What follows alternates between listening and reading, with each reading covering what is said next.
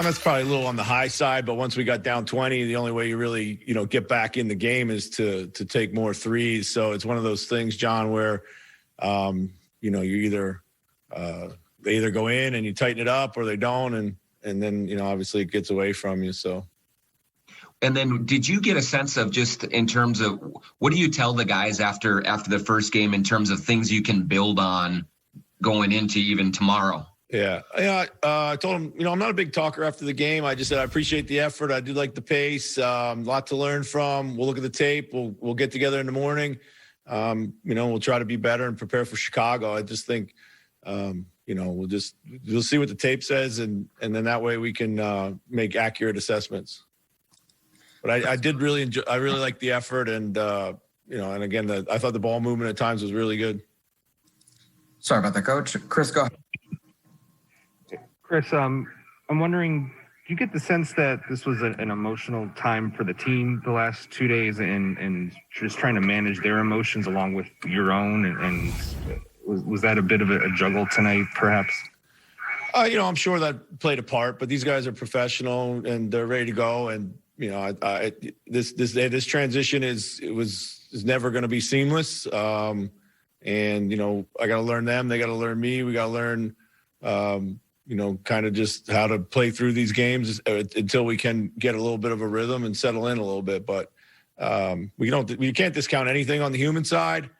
But having said that, these guys are ready. They're ready to play. And I didn't think there was a hangover from emotion that hurt us tonight. I just thought it was, again, a lack of physicality. And when you play Giannis and you play those guys and they put their body on you offensively, you gotta hit first. And it's a lesson we gotta learn. When you talk about physicality, is that something coachable? Is that effort? How do you kind of view improving physicality? Oh no, it's certainly coachable. I think it's about positioning and just just trying to get the guys a little bit more being comfortable, a little bit more aggressive on the ball, getting through things, blowing up some screens, getting on the guys' bodies so it's not as easy for them to go the way they want to go. I think those are things that are definitely coachable. And again, it's with a young team, like these are things that they're gonna learn.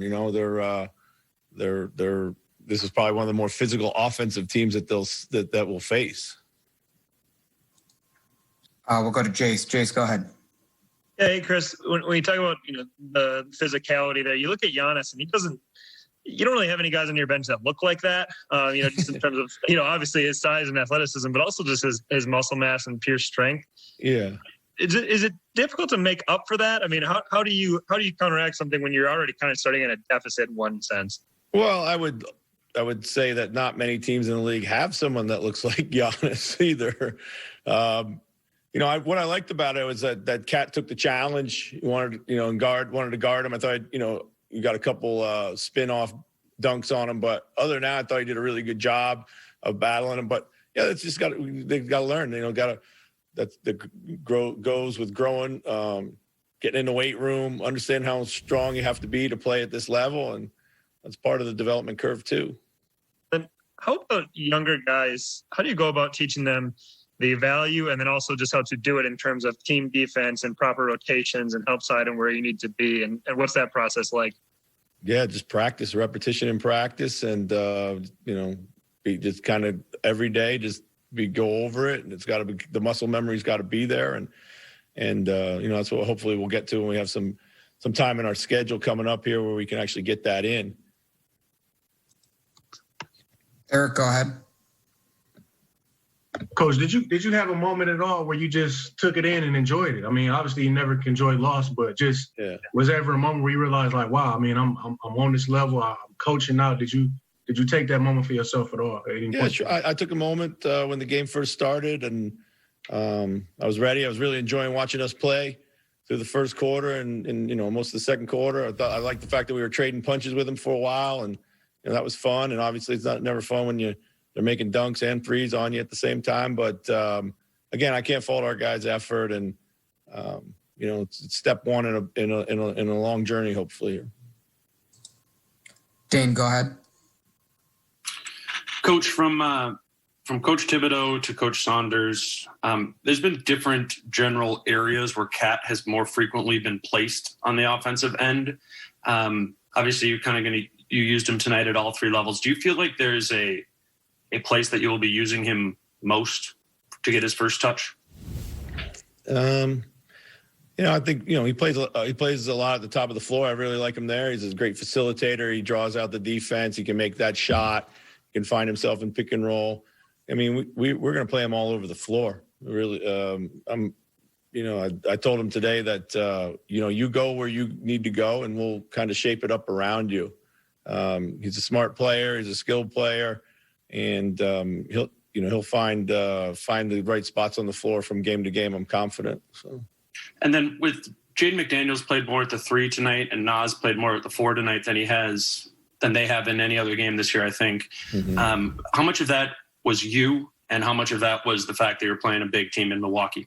Yeah, I mean, we were trying everything for a little while, just try to throw as much size out there as we possibly could. At one point, early foul trouble hurt us. We felt we just needed a bigger body on Giannis. Didn't have with Vando's early foul trouble. It left us a little thin. Maybe we could have gone smaller and doubled, but I didn't want to get into things that we hadn't really discussed or hadn't really been in the playbook, as a regular option. We'll go 2 more. We'll go Britt and then John. Britt, go ahead. Hey, Chris, kind of the same idea along Cat and the offense lines. He had 11 assists tonight. A lot of those were 3-pointers. Do you like him in the low block as much for that reason as posting up? And also, do you see a perimeter game of him dishing threes out at the arc as well? Absolutely. I mean, his playmaking is elite, particularly for his skill, his position. He draws a lot of attention down there. We did a good job, I thought, of cutting and spacing around his low post touches tonight. But we asked him to be aggressive down there and then just make the right play. And my short time, watching and studying him, like he does make the right play, and that's to his credit. So when you do that, you should, with the attention that he's going to draw, you should be able to rack up assists as long as we make shots for him. John, wrap it up. Yeah, Chris, just along those lines a little bit, but like 35 assists tonight on 42 makes. Just as the team as a whole, what do you see as the potential for injecting ball movement and kind of getting the defense on its heels with the passers that you have that are out there available to you? Yeah, I think it's no secret when you look at our guys that they're probably lean more towards the offensive guys. I think we got to really kind of try to play to those strengths. I love the ball movement. At times, bogged down a little bit, but that's normal. I thought for the most part, like our threes were open. We got open looks by mostly guys we want to be taking them, and I think it was a good first step. We lost our fluidity at times. That's normal. We just we kind of just needed to just keep playing. There were times I think maybe we could have found a better shot on the floor, but the one we got wasn't bad. But we just needed maybe a better one. Awesome. Thanks, Coach. Appreciate your time tonight. Okay, thank you. Thanks, Chris.